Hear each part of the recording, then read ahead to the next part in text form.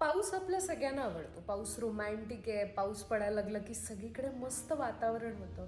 पण जर हाच पाऊस प्रमाणापेक्षा बाहेर पडायला लागला तर तो आपल्याला त्रासदायक वाटायला लागतो. सूर्योदय, सूर्यास्त आपल्या सगळ्यांना बघायला आवडतो, पण दुपारचं रखरखतं ऊन आपल्या सगळ्यांनाच त्रास देतो. म्हणजे हा नियम काय आहे की आपल्याला कितीही गोष्ट आवडली, वस्तू कितीही आवडली, तरी ती प्रमाणातच आपल्याला आनंद देत असते किंवा प्रमाणातच त्याची मजा येते. आपल्या नात्यांचं ना सेम असं आहे.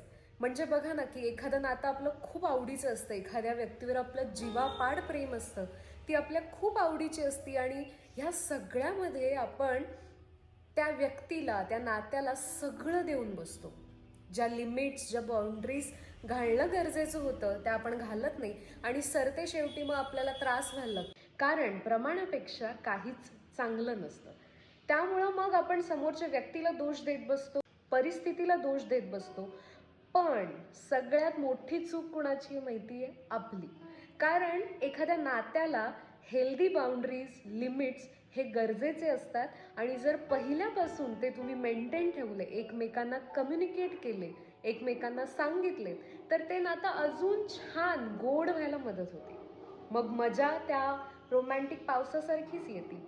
मग मजा त्या सूर्योदयासारखी, सूर्यास्तासारखीच येते. त्यामुळे तुमच्या नात्यातले तुम्ही लिमिट्स ओळखा, तुमच्या नात्यातले तुमच्यासाठी योग्य असलेल्या बाउंड्रीज ओळखा आणि त्या समोरच्या व्यक्तीला नक्की सांगा.